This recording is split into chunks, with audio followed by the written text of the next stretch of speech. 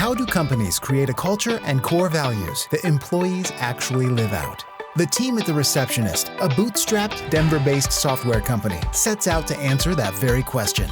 Welcome to the Fabric Podcast. Here's your host, Michael Ashford. Our guest today on the Fabric Podcast is Mary Ryan, an executive assistant to the CEO of a company called Lev. Recently, Mary wrote a post on LinkedIn recounting an all too common interaction with someone who clearly didn't understand the importance of her role.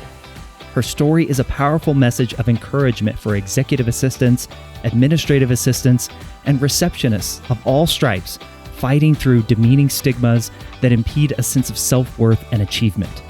Mary's post was bold, vulnerable, authentic, and it really resonated, accumulating thousands of interactions on social media and inspiring others to share their own stories. As you'll hear in this episode, Mary is an impassioned advocate and leader in her field, and she aligns so perfectly with our Fabric core values. I hope you enjoy this conversation with Mary Ryan. I have to know, the majority of us are not going to go viral on LinkedIn or any other social media. So just, Mary, what has the last, few weeks been like for you ever since you made that post on LinkedIn? Well, my 11-year-old daughter's very impressed. We can start with that. She's asked if I am official now. It's just been mind blowing. I think the most amazing part about it is how many people have not only seen it and soaked it in, but it resonated with them. And before I share something, I usually ask myself, okay, if I can impact one person, just one, it'll be worth it. And especially on LinkedIn, when posting, I mean, at best, for me at least, you're talking 25, 30 people maybe will respond to it. And this has just been overwhelming in the most beautiful way. And also in a really alarming way, that there are a lot of people that are seeing this and can relate to this because they're living it every day. And so it's kind of been a double-edged sword in that regard. But I think the post brought attention to a very real issue, and it's created some conversations with recruiters, with executives, with their assistants, just in the profession in general. And that is awesome. So I'm just trying to take it a step at a time. I've had quite a few people reach out to want to just talk more about it, or maybe just vent or look for guidance or do amazing opportunities like this. So I'm just trying to kind of enjoy it one day at a time and hope that it continues to be impactful in a really, really great way. I want to read off the stats here because it is pretty remarkable. Last I checked, so I'm looking right now, there's 4,827 reactions. There are 345 comments and 226 shares. I got to believe hundreds of thousands of impressions as well. And of course, you only know that. But Mary, going back to what you said there, you said you were very thoughtful when you put something out there, especially on LinkedIn, and you think about who it might serve. What was your goal with this? Obviously, you talk a lot about the post, and we'll link to that in the show notes so people can go look and respond to it themselves. But what was your goal in posting this piece at this time?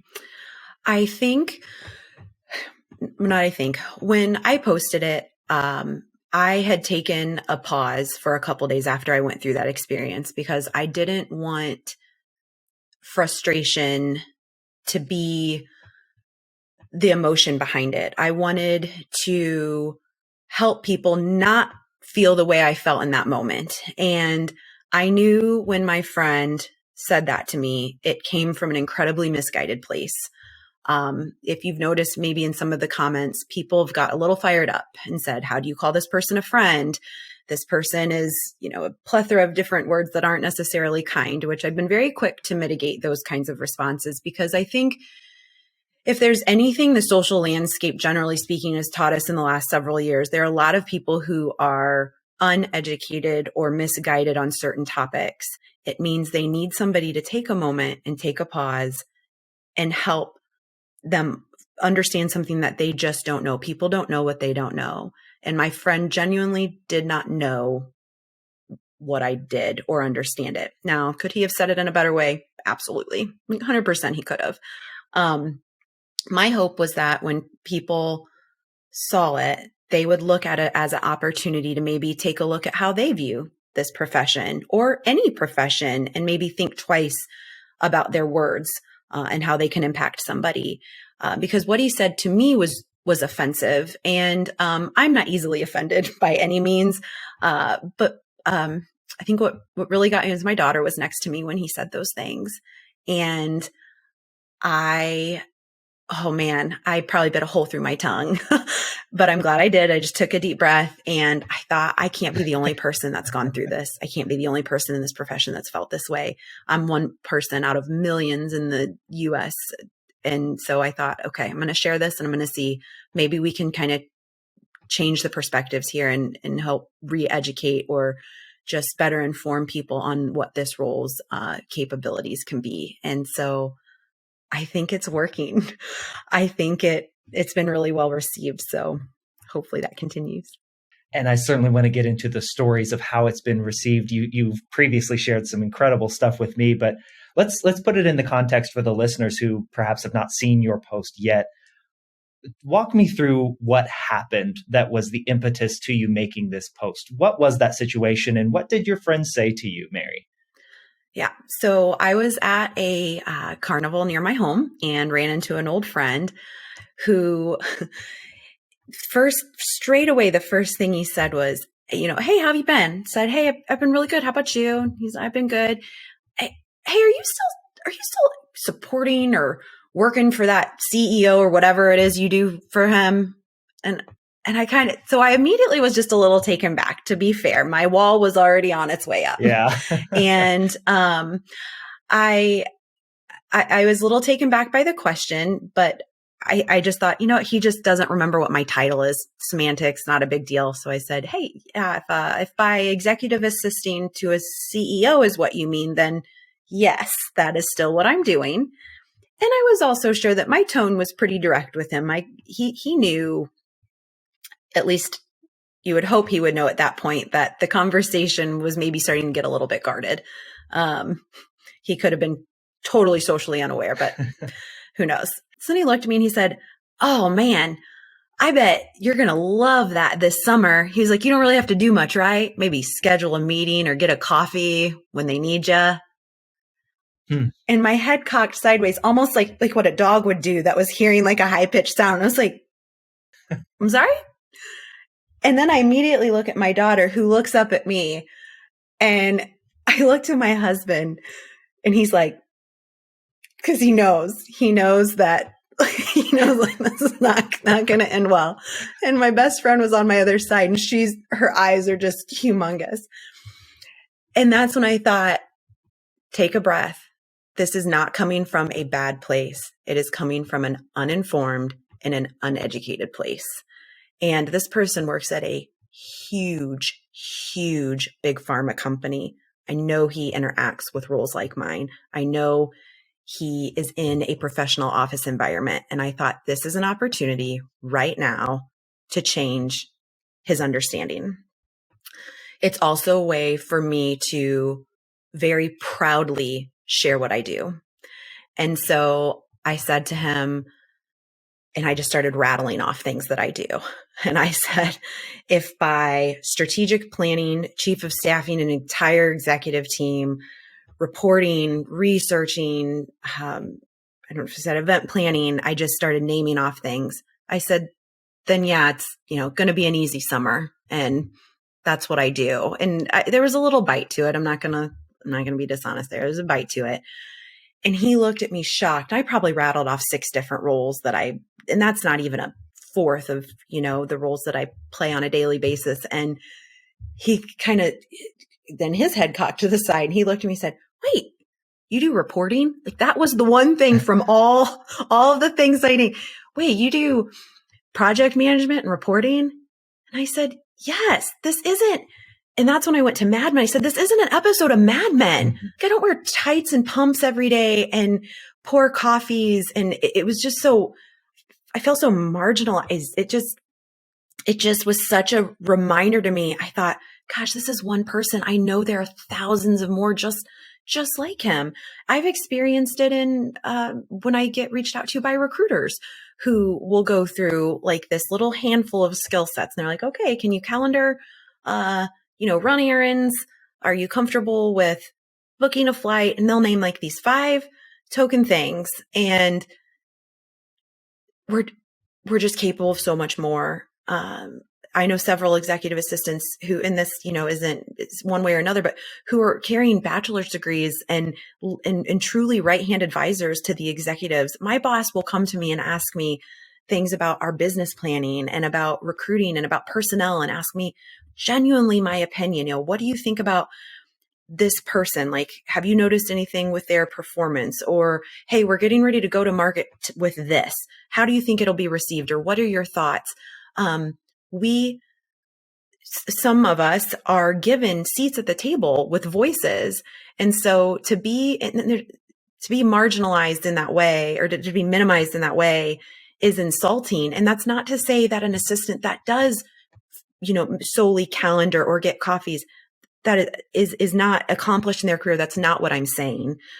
But for the EAs or the assistants or administrative professionals who are looking for more of that project-based, that strategy-based, that advisor type role to an executive, I started as a receptionist. I wanted to do more. And so I worked very, very hard to get where I'm at. It's frustrating when you come across someone like the gentleman I ran into at the fair who, because my title has assistant in it, he thinks the only things that I could possibly do are calendaring and getting coffee. And again, that's not any disrespect to people who calendar and get coffee, but it's an assumption that's false. And I want to change that mindset. Can I share another story with you about, so to give you a little backstory on what fired me up personally when I experienced that at the fair. I had worked very, very hard to create a curriculum for executive assisting and ended up landing a meeting with the dean of a local university to talk about executive assisting as a career path. I brought the data, I brought the curriculum, I brought the salary caps, because this role is well into a 6-figured role. These men and women and people all over the world who are supporting people have changed this role into so much more than what that Mad Men mindset is. There's a very diverse and robust set of skill sets that come along with this role. And so I brought the data in hopes of trying to change the dean's mind, because currently it's just not offered. You will never meet someone who said, I went to school to be an executive assistant, because it doesn't exist. It's just not an option. And so I wasn't looking at it so much as a major or really even a minor, but maybe just like a certification or a career path where you could specialize in something like public relations, for example. Sometimes you major in journalism, but you can focus on PR. And I thought, well, maybe you could go to school for business or communications, but focus on executive assisting. So I met with this dean. And he started out by saying, oh, I couldn't live without my executive assistant.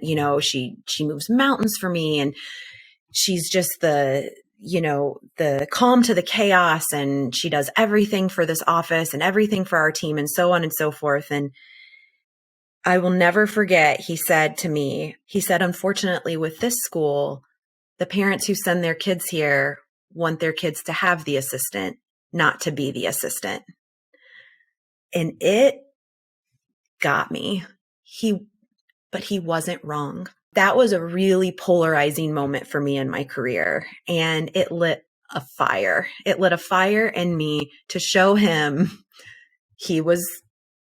maybe he was right in that moment, but it didn't have to be that way. That perhaps the role is just misunderstood, and perhaps it just doesn't quite get the credibility or the respect, if you will, that it deserves. And I don't want to march around town with a pitchfork on fire, trying to change people's minds. But to get back to your original question, experiencing that and then taking it to that post, I just wanted to change a mind. I wanted to impact one person who maybe felt the same way that I felt before.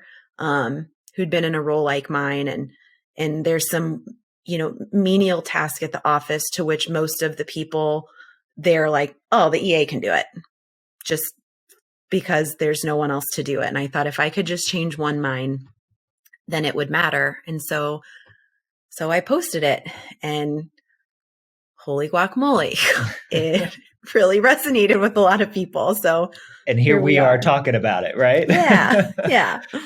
What I love, Mary, about everything that you just said, you said you had some bite to your response, but in what you posted and what you said, you seem to really put a lot of thought into it before the response. You may have wanted to say something different, but you didn't. I'm curious, Mary, is that learned? Is that something you've learned over time? Like that response to withdraw for a moment just to check yourself. How'd you come to that? So I am probably one of the most empathetic people you will ever meet. And empathy, as you might or might not know, is a learned behavior. It's not one that you are born with. And my empathy is catastrophically off the charts. It's just insane. And so I do, on a personal level, have the ability to very quickly put myself into someone else's shoes. And in that situation, give a benefit of the doubt. Like, okay, Mary, take a breather for a minute. But it's also no different than what I teach my children constantly. And even what I, spread to my leadership team constantly, which is respond, don't react. Reactions are quick. Reactions can not always be thought out and articulated the way that we want them to be. But responses take a breath and a response. Even the word response, I feel like has a slower, calming sense to it than react, which to me just has more of a bite to it. And so I tell my children all the time, please respond. Don't react to me. Take a breath. If you need to walk away for a minute, come back. But my daughter was looking right at me, and I knew I had one chance to handle this the right way, and just really have some grace in the situation. And so I just took a deep breath, and all at one time, I looked at my husband and my best friend and my daughter, and then I just looked at him, and I was sorry for him for a moment. I was sorry. I felt sad for him that he had gone over 20 years as a professional, and this was his mindset. And I just looked at it as an opportunity really quickly on the fly. And admittedly, when I posted that, I did not recall that we were connections on LinkedIn. They have not commented on it or said anything, but I did run into them the other day and they waved. So hopefully everything's fine. But I've been very defensive in the sense when people say something that gets a little aggressive towards him, to make sure that I say, hey, no, we just needed to guide him into a different direction. And hopefully that's what it did. But yeah, being able to just respond and not react in that moment, I think was key. I think I would have just perpetuated the problem had I gone down his throat. No good would have resulted from that. So, yeah. Well, Mary, I want to go to something that you alluded to in what the response has been to your post. You've had recruiters reach out to you to kind of educate them. I'm fascinated by this. What have those conversations been like? That has been very, very cool. So I had a recruiter reach out, and he wanted to know, he is primarily a recruiter for administrative roles. And he wanted to know, how can I better recruit high caliber, high performing, those chief of staff type EAs, but also how can I share the power of this role to my customer, which would be the person then looking for the assistant. And I loved that. I loved that he wanted to talk to this. So the C-suite or a human resources person from, we'll say, company A reaches out and says, hey, we need an executive assistant. We talked through how to ask the right questions. Are you looking for somebody who can advise? Are you looking for a project manager? Are you looking for a paper pusher or a switchboard operator? What truly are you looking for? Are you open to having somebody truly become an extension of yourself, who can think for you before you even know what your next thought is going to be, who can proactively, read your mind or anticipate a need before it arises? how big and bold do you want this person's role to be within your organization? And so even knowing just to ask that, because a lot of executives, especially ones that have never really had support before, A, don't even know what an executive assistant is capable of, or B, what they need or what they want or what their options are. And so from a recruiting perspective, to have somebody reach out and genuinely want to change that mindset of that executive and the trajectory for the role within that company is huge. It's huge. I couldn't ask for more from a LinkedIn post. So we had a really great conversation for about 45 minutes around things he can ask EAs to find out the depth of their skill sets and their desire to grow from, an advisement or like a strategic business partner perspective, or if they want to take a different approach to their assisting role, and maybe their strong suits are travel management and internal events, and they want to go that route. There's just so many options and directions you can go in, but also to work with, the HR at this company to say, hey, this is what I can actually offer you. What would you think about bringing somebody in at this level? And then on the flip side of that, bringing somebody in at that level typically means a higher salary point, but showing the company that, hey, you're going to pay for what you get. Like if you up this salary and you bring somebody in at this caliber, they're going to change your life in ways you didn't even know was possible, because they just never either experienced it before or had an EA at that level, or an administrative at that level. So that was really exciting. That was a really exciting opportunity.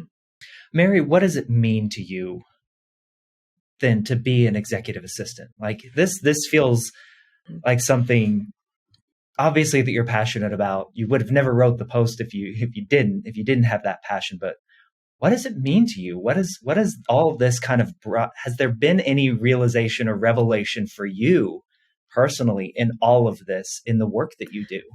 Yeah, absolutely. So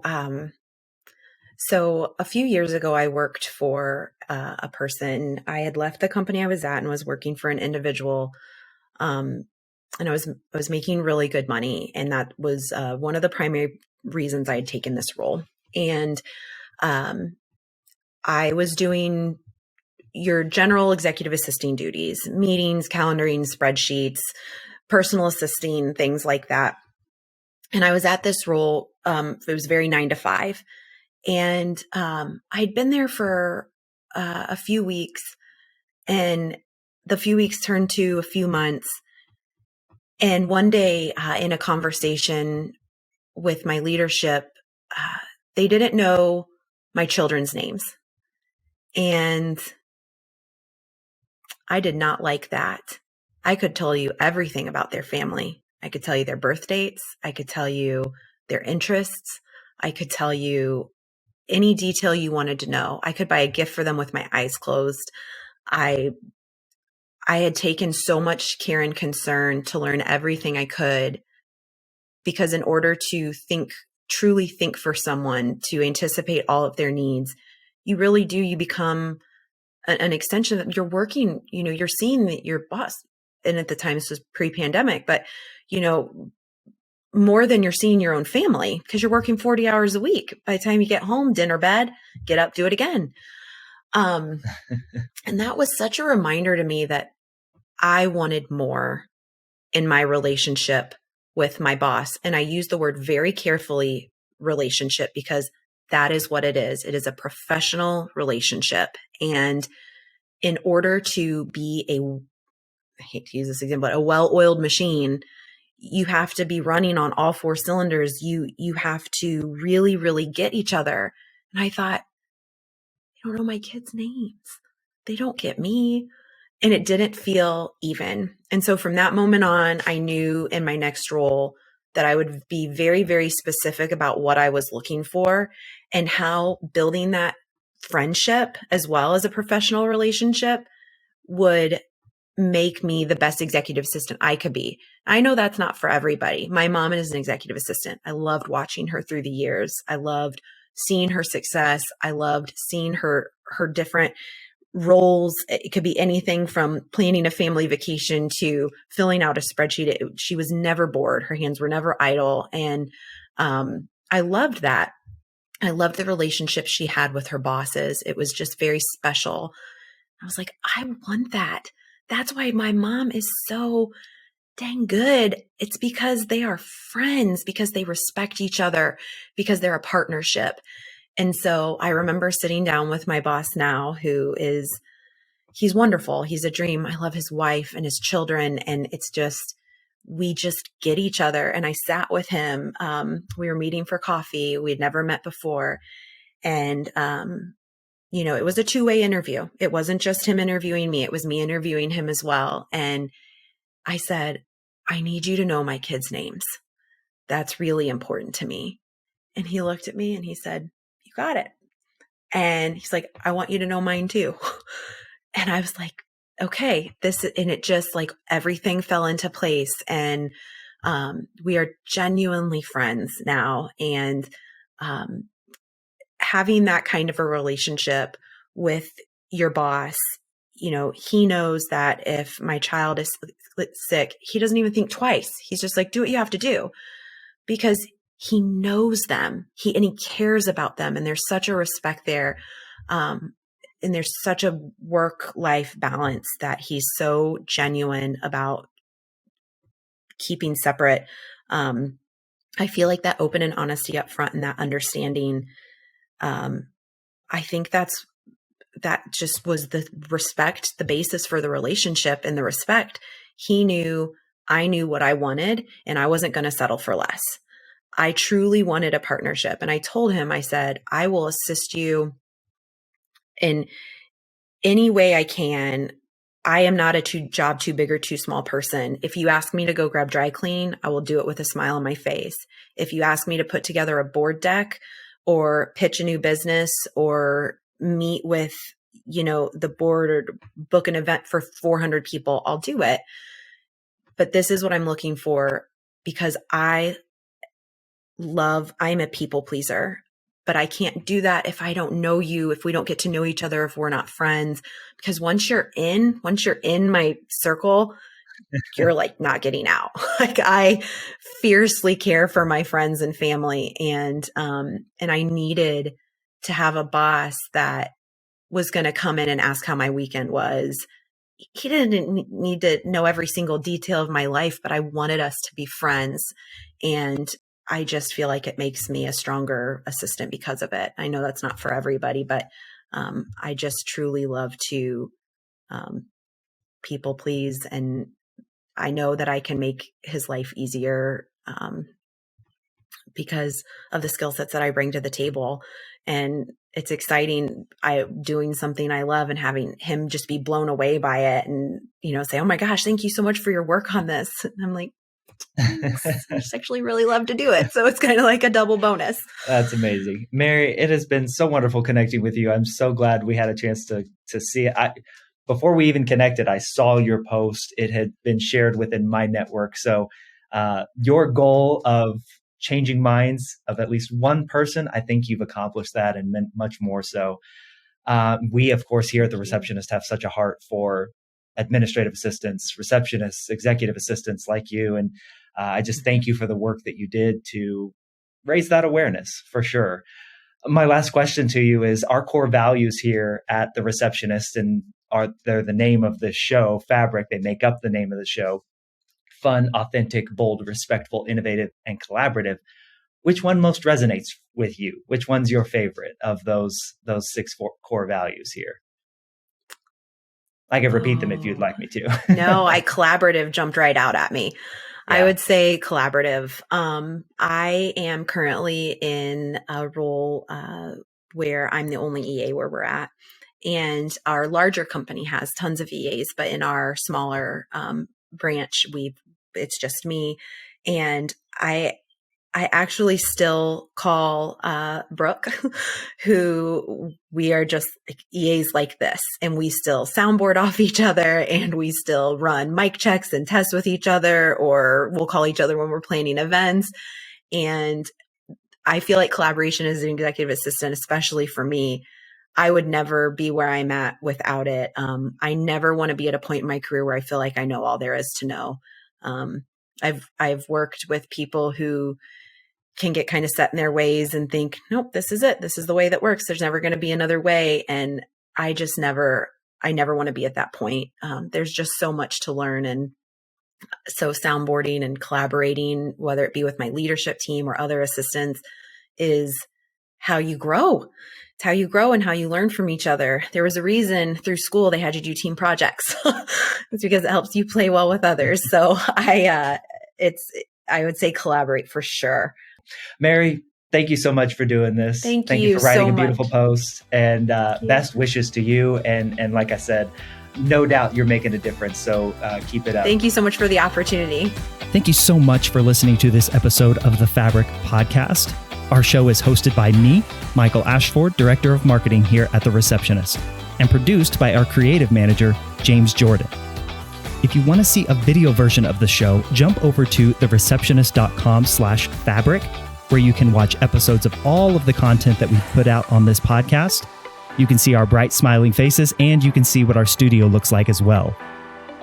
If you'd like to give the Receptionist for iPad visitor management system a try in your office, jump over to thereceptionist.com/free trial and give us a test drive for 14 days with no credit card required. See what you think. Until next time, take care.